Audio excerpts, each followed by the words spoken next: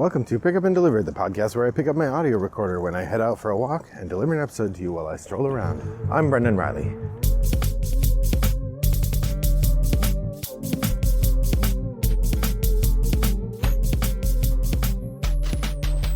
Well, good afternoon, listeners. It's a lovely day here in suburban Chicago. I'm walking home from the library, and I'm starting my next episode. If you enjoy the episodes where I talk about films, this next week is going to be chef's kiss. If you don't like the episodes where I talk about films, maybe take a week off from the podcast, because this week it's Film Week. I guess that's the sound of films. I'm making it this week Film Week for three reasons. Reason number one, I did not do a film episode in October about September's films because I did not record very many episodes in October. Number two, I have not done an October film episode yet. And number three, I watched a whole bunch of movies in late September and all of October that were aimed at horror movies. In fact, I participated in a challenge on Board Game Geek called Slaying 8, in which I watched 31 horror movies, and or like if I watched 2 hours of prestige horror television, that counted as one movie.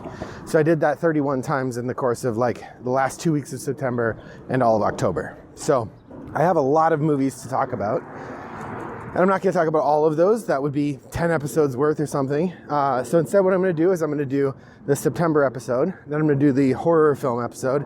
Then I'm going to do the October episode. Because I did watch some movies in October that weren't horror films. Not a ton of them, but some. So that's kind of the arc of the next week. You're going to get 3 episodes that are about horror or about film. The second one will be about horror. I haven't decided yet whether I'll just do a jumbo episode and go for a walk and talk about as many of those films as I feel like. Take more than the 15 minutes or 20 minutes I usually take. Or if I will do just a very quick roundup of those movies and just talk about the ones I like the best. I haven't decided yet. We'll see. But for today, I'm going to do the September film roundup. There are 4 movies that I would like to talk about today to give you a little bit of sense of what they were about, what I thought of them, and what would be a good game to play with them if you were going to do a game and movie pair up. So let's just jump right in. The first movie that I watched that I want to talk about is The Northman. The Northman is a Dave Eggers film. I believe that's his name. Same person who did The Witch. He has a very particular filming style that involves a kind of deliberate camera work and interesting pastoral imagery and the use of mood. And The Northman is another film in that line. Loosely, The Northman is about a Norse boy, part of one of the prehistoric or the pre-modern bands of Vikings in the northern region of Europe, who was the son of a king and saw his father slaughtered and his uncle take over the band.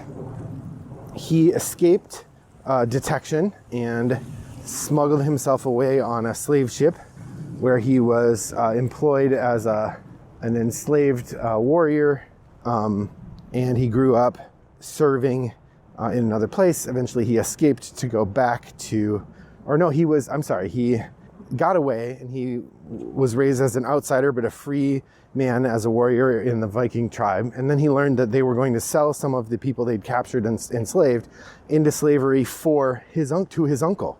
So he smuggled himself aboard the slave ship and got himself sold into slavery to his uncle. And then he proceeds to destroy his uncle's life, or his uncle's farm and band. His uncle had, of course, had a great misfortune over the years and become much less powerful as time went on.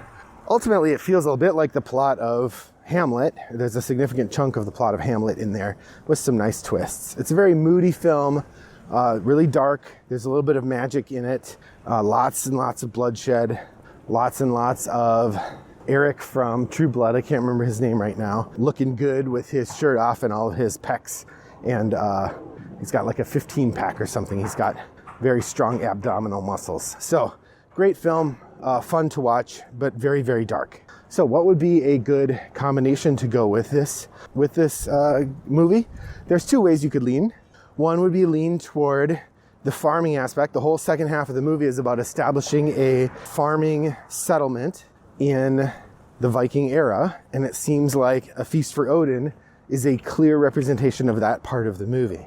At the same time, that's like the setting of the movie, but the theme is vengeance and revenge and violence and whatnot. And so it seems like the epic sweep of things demand something more like Blood Rage as your game of choice to accompany Northmen. There are not really any games about like Viking politics as far as I know. Like, I guess perhaps Jarl would be, but as far as I know, Jarl is not really a very thematic game. So it feels then like Blood Rage is probably your choice if you want the feeling of clashing with your opponents and giving up, like, you know, letting your soldiers die for the greater glory, that sort of thing. That all feels in keeping with the theme of the movie. Or if you want it for setting, A Feast for Odin is clearly your choice. That's Northman. The next movie I watched was really dumb. It's called Dukes of Hazzard. This is a early 2000s comedy remake of the 1980s TV show. It stars Sean William Scott and the guy from Jackass, Johnny Knoxville, as Bo and Luke Duke. There are two reasons I watched this film. One, I learned that two people instrumental in the TV show Psych, which I really enjoy, were involved. Jay Chandrasekhar, the one of the directors from the Broken Lizard group who did Super Troopers, but also directed an episode of Psych. He directed this movie. And then also James Rode Rodriguez was cast as the sort of villain car racer person. This movie is very cartoonish, very silly, plays up a lot of the old Dukes of Hazzard jokes. There is one really solid moment where the Dukes of Hazzard, the Duke brothers, have to drive up to Atlanta to visit one of the women from town who has gone to college there. And so they get stuck in traffic and they've got the General Lee, right, with the Confederate flag painted on top. And the film depicts Bo and Luke as just clueless and stupid. Like, they don't understand why it's offensive, but the people on the freeway make quite clear why it's offensive, and they get themselves in a fair amount of trouble over it, which at least seems like a nice nod to an aspect of the show that did not age well.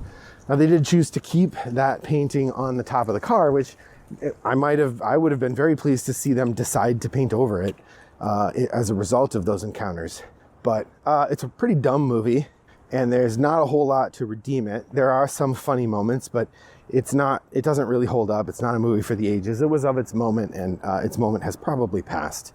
That said, a couple themes that you could go on if you wanted to play a game built around that. It is a car racing movie. There are a couple scenes of car racing and lots of talk about car racing.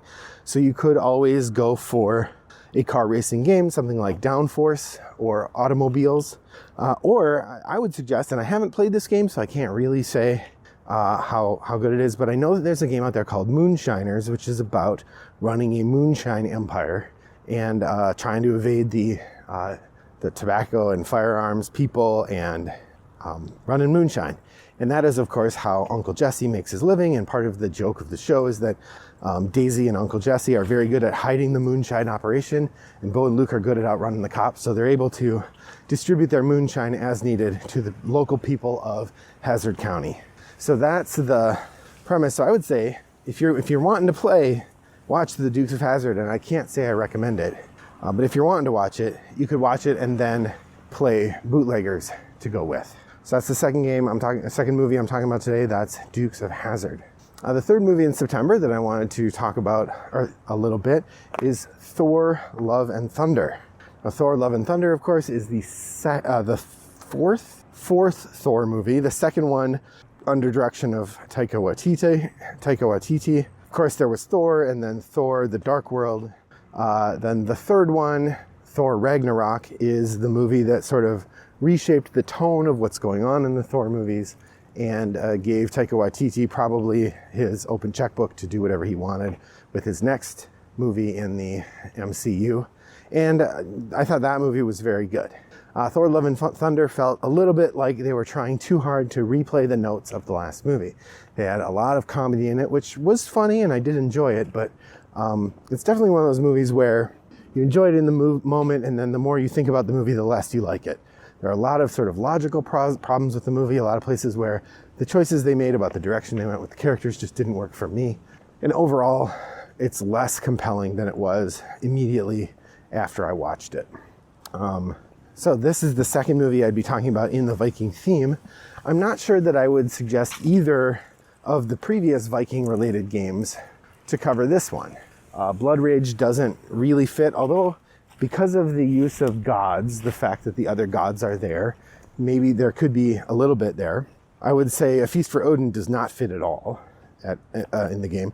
So here's a couple options of what you could do. One would be Duel of Ages, which is a game about beings from different times coming together to fight.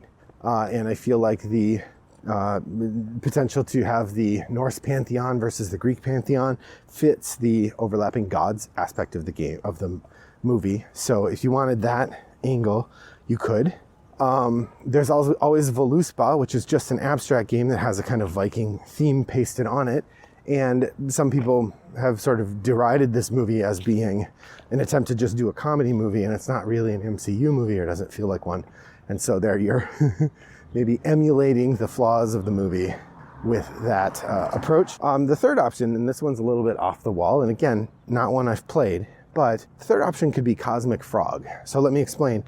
In Thor: Love and Thunder, the main villain of the movie, he doesn't get very much screen time actually, he just kind of shows up to help them make a conclusion to the film. His name is so-and-so the God Butcher. And the idea is that he was let down by gods when he was in his most dire straits, and he was chosen by a fancy sword to then become the killer of gods, and he goes around slaughtering gods. So he is the main villain of the film. So in line with the idea of large civilization or world-changing things, one approach might be to think about cosmic frogs. Cosmic Frogs, the Jim Felly game from Devious Weasel Games, which I have not played but has beautiful art, is about these gigantic, I think 6-mile-high frogs, is the way that they're articulated, who can travel around the galaxy, and they feed on planets and space debris. And you get points by feeding on different kinds of space debris, I guess, and getting points that way. It is a very adversarial game with a lot of attacking the other players, which fits the sense of Thor: Love and Thunder that has a lot of fighting and battling, especially among beings that should, by reasonable approaches, be allies, which is also true in the second Thor movie, in Thor Ragnarok. But it feels like the sort of ridiculousness at the heart of Cosmic Frog is also the ridiculousness at the heart of Thor: Love and Thunder. So from that perspective, I would say, yeah, give it a try, see what happens. That's Thor: Love and Thunder paired with Cosmic Frog.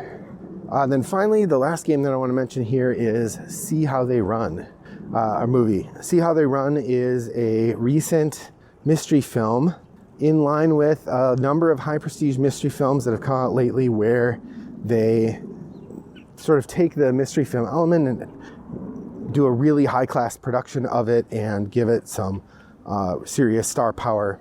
And there you go. And See How They Run, it's loosely set around the play The Mousetrap, which was Agatha Christie's mystery play that ran, it might still be running, but ran uninterrupted from like the 1950s until till COVID shut the theaters down. It's a sort of famous mystery play, and they, at the end of the play, they ask people not to tell anybody what happens in the play so that you can go see it for yourself. The movie is about a murder that happens during the run-up to the play's opening and the investigation of that murder. It has a nostalgic feel for British murders of that era. It has a tone not unlike Knives Out, the movie from a couple years ago that made relatively big splash. And it presents this idea of a mystery to be solved that is amusing and entertaining, with characters that are involving and interesting. So all in all, this movie fits exactly the kind of movie I would like, and I did really like it. Now, I don't want to share too much more about the story of the film, because I don't want to. A big part of a mystery film is the story, so giving away too much of that really undercuts it. But I will say the acting is superb, the characterization is great. I really liked See How They Run, and I can wholeheartedly recommend it if you like mystery films. I would say if you liked Knives Out, this would be a suitable film to watch with it. I wouldn't say it's better than Knives Out, but certainly good and well worth watching. That said, mystery games are a tough nut to crack in the board game sphere.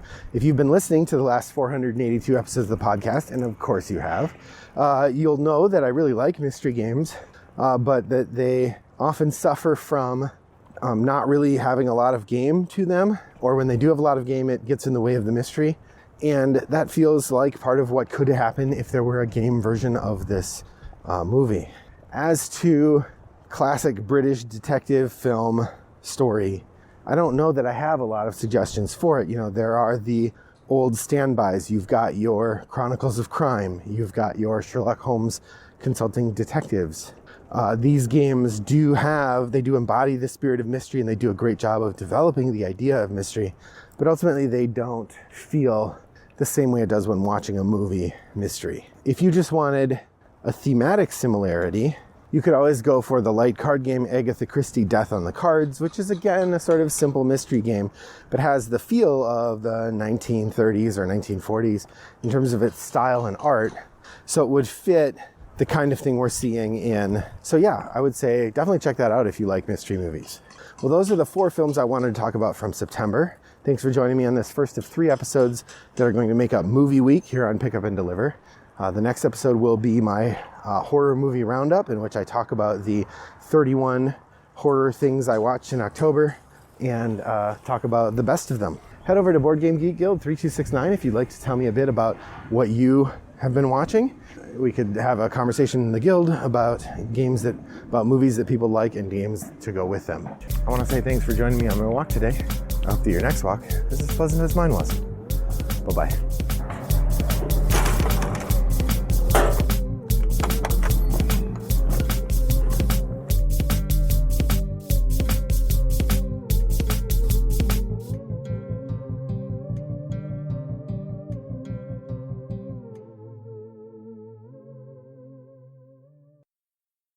Brought to you by Rattlebox Games.